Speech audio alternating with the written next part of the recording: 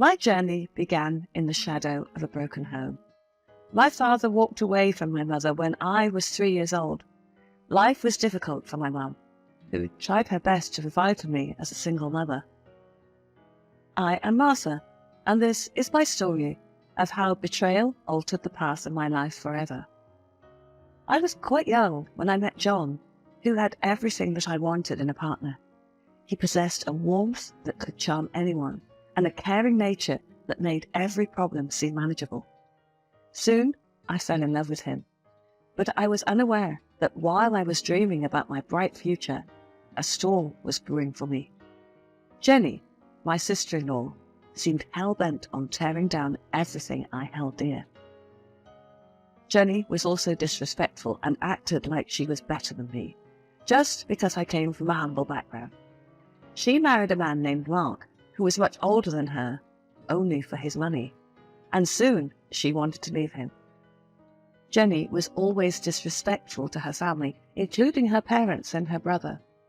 I always saw her bullying her mother for her dementia, talking behind her father's back for not letting her party all night, and fighting with her brother whenever she was jealous of him.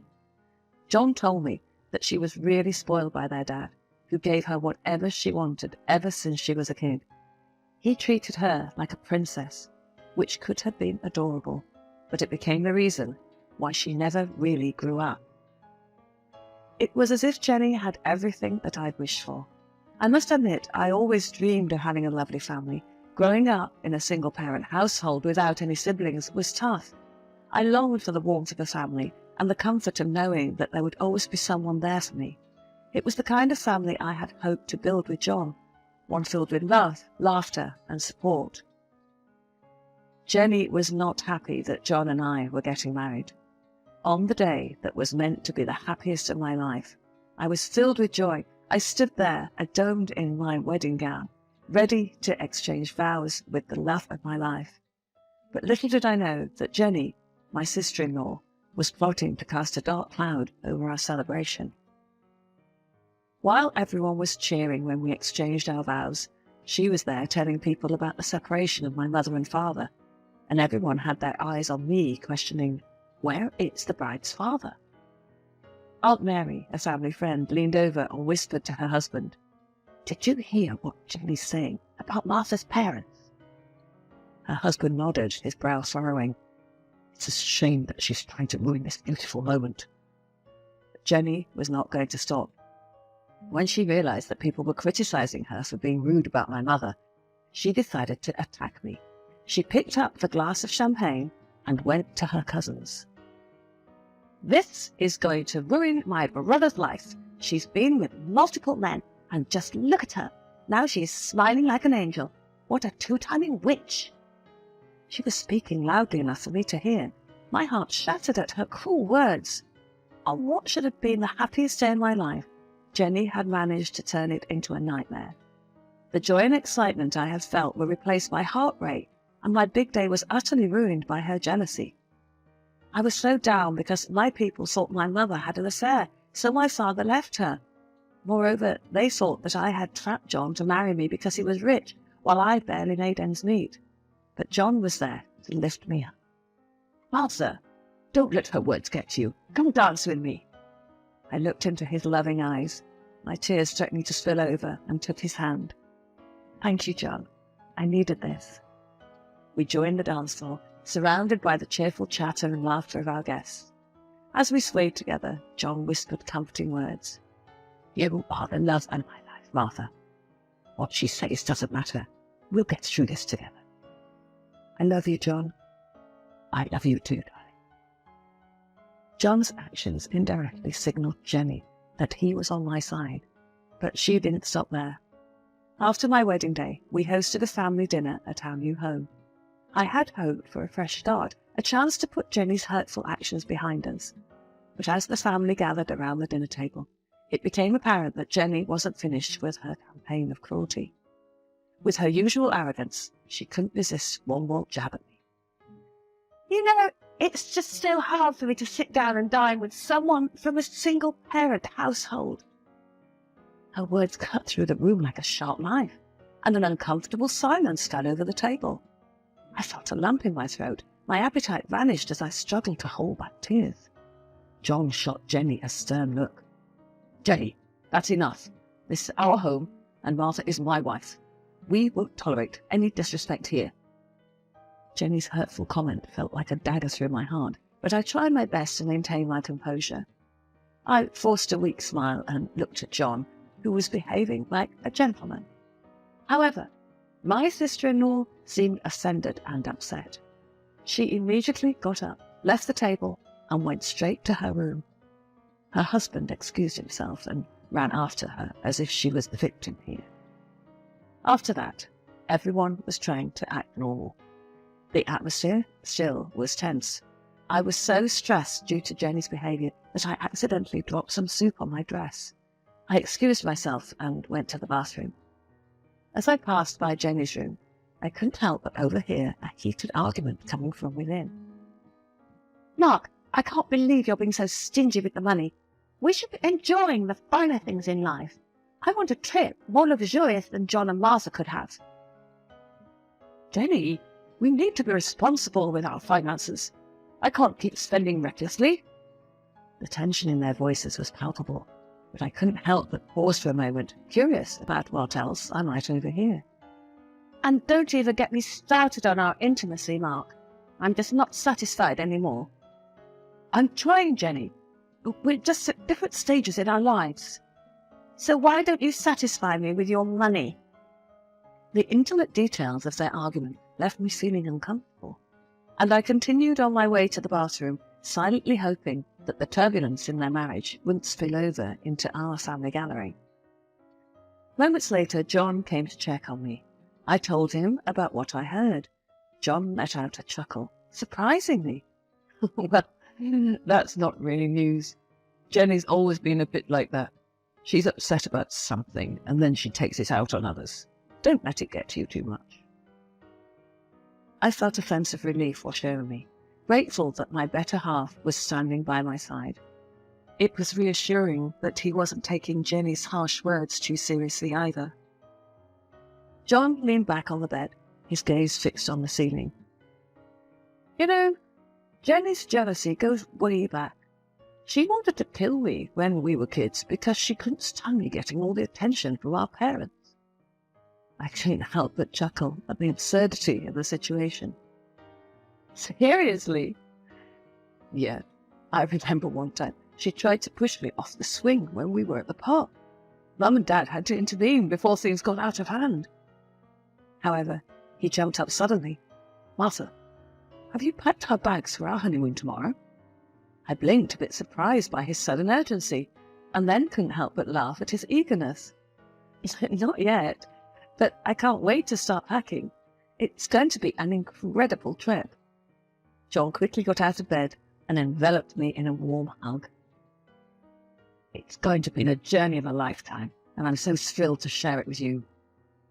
The next day, unfortunately, was more horrible than the last one. At the breakfast table, Jenny asked John to let her come with us on our honeymoon trip. John was surprised to hear that, but he kept calm. "Oh, it's supposed to stay between me and my wife. You have ruined our wedding. At least stay away from us during our honeymoon." Jenny gave me a dreadful gaze. "Okay, John, go and enjoy it with your wife. Soon she's going to ditch you, like her mummy did her dad." I was shocked by her remarks. Even her loving husband, Mark, lowered his gaze due to embarrassment. But apparently, Jenny knew nothing about politeness. I was going to say something, but then I stopped myself. I realized I was better than to engage with her. So I got up and left. John followed me, and the rest of the family stayed quiet in discomfort. We left for our honeymoon with hearts full of hope and excitement.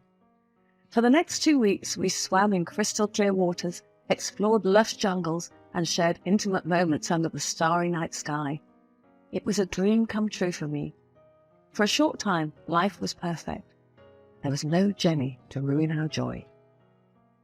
But when we returned home, I couldn't have anticipated the storm that awaited me. Jenny had spread new rumours during our absence, accusing me of having a boyfriend before John and being a drug addict. She even had so-called proof. Apparently, she had brought home a man who claimed to be my ex and had financially supported me. Of course, I was shocked, to say the least. There was no such ex in my life. Jenny's mean lies felt like a really heavy load on my heart. It was like my happy world from our honeymoon turned all dark because of her. She kept on talking behind my back, and it made me feel like I was going crazy. I couldn't sleep. I was always anxious. My mind was all messed up, and I couldn't control my feelings anymore. Things got so bad that I had to go to the hospital because I was really, really stressed. I just couldn't handle all the lies and rumours anymore. It was so embarrassing and sad to be in the hospital bed, feeling like everything in my life was falling apart. And what made it even worse was that I could tell that John, the person I loved so much, was starting to doubt me. It felt like the love we had was slipping away because of all the bad things she said. Jenny didn't stop with her hurtful stories. She even went as far as telling everyone that I had teamed up with my cousin to steal money from John, and that I'll eventually leave him. Eventually, I reached my breaking point. After getting out of the hospital, I knew I couldn't take it anymore. I decided it was time to stand up for myself and fight back against the lies and rumours that had been tearing my life apart. The most stressful thing for me was John's changes. He began to treat me differently. He started drinking and spending nights outside. Whenever he came back home, he got into his study room and spent the whole night there. On Sundays, he went out with his friends. He was ignoring me, saying that he needed time to process everything. He didn't explicitly say it, but I know part of him had already believed that Jenny's lies were true. One Saturday, I decided to talk to John.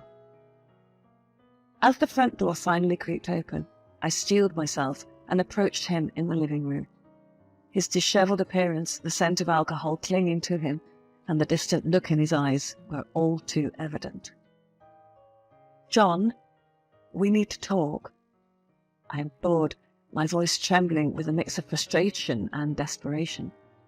He met my gaze briefly before averting his eyes, a defensive wall already rising between us. "What is there to talk about?" he snapped, his voice laced with bitterness. Tears welled up in my eyes as I pleaded. "You've changed, John. You're pushing me away, believing those terrible things Jenny said about me. I've never betrayed you, and I'm not a gold digger." His voice grew colder, more accusatory. "How can I trust you after everything I've heard?" "Because, John, I love you. I've been nothing but faithful to you. I need you to believe in us." He paused, a flicker of doubt crossing his face before he turned and retreated to his study room, slamming the door shut. My heart sank, knowing that this battle was far from over, and I was left with the crushing weight of misunderstanding and mistrust. Then I decided it was time to confront Jenny. I couldn't let her continue making my life miserable without understanding why she was doing it. So I mustered up the courage and went to her house, determined to get some answers. When I arrived at Jenny's place, Mark opened the door for me. I found myself standing nervously in their living room, my heart pounding. Jenny was in the bathroom, but her phone lay innocently on the bed, beckoning me with its unlocked screen. A tiny voice in my head urged caution, but curiosity got the better of me. As soon as Mark went into the kitchen to get me some water, I opened the gallery on her phone, not really knowing what to expect. And then, in front of my eyes, were private photos that told a story I hadn't anticipated. Jenny, the woman who had been tormenting me, was caught in compromising photos with none other than her husband's young, muscular secretary. Suddenly, everything clicked into place. Jenny's hatred for me wasn't about me at all. It was about her own crumbling marriage. She envied John's looks and the admiration our relationship received, and she wanted to escape her older husband, Mark. Armed with this unexpected knowledge, I couldn't let Jenny continue to manipulate and torment me. It was time to expose her for who she truly was. I quickly took a screenshot on Jenny's phone, sent it to myself, and deleted it from her phone. Then, I put her phone back in its place. Moments later, I excused myself and went home, leaving a confused Mark with a cup of water in his hands. So, I gathered my evidence and prepared for a showdown. Mark deserved to know the truth about his unfaithful wife.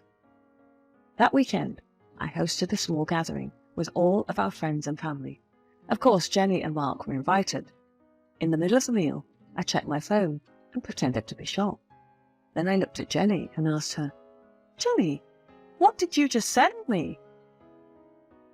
Everyone turned their attention to me. I turned my screen to them, revealing the photo for everyone to see. Jenny's face turned ashen as she finally understood what was happening. "Jenny, care to explain these photos?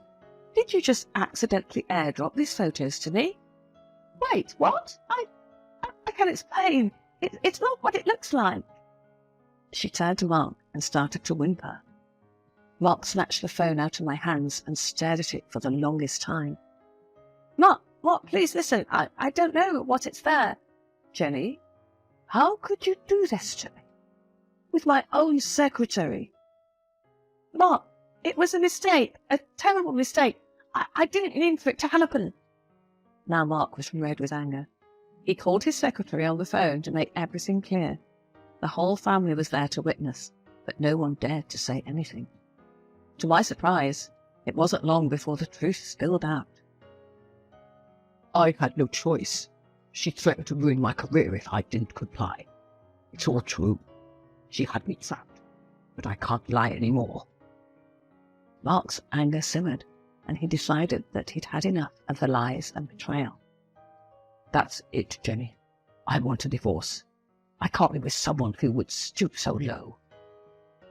Mark immediately left the family gathering. One by one, people began to leave too, while Jenny started going hysterical. She begged for everyone's forgiveness, and when she saw that nobody was buying her lies anymore, she turned to me. She suddenly charged at me, trying to grab me by my hair while screaming, "You freaky witch! You planned this! You did this to me!" Of course, John didn't wait 1 second to get her away from me. It was really hectic, but thanks to him, I was safe. He had to physically remove her from our home and eventually call the police on her. The aftermath was ugly. The secretary was no longer under Jenny's control and confirmed the truth with some call recordings in which she blackmailed him. Everything came together and sealed Jenny's fate. Now it was John's turn to see her true colours. He finally left her a voice message. "I can't have a sister who is such a cheater and a liar. I am cutting all my ties with you. Goodbye." He hugged me right there, and both of us were in tears. He held my hand and apologized to me. As the dust settled, I couldn't help but feel a strange sense of peace. In the end, it wasn't just me who benefited from the truth coming to light. It was Mark, who can now move on from a toxic marriage. And it was John and his family who could finally see Jenny for who she really was. What did you think about my story? Would you have done the same? Let me know in the comment section.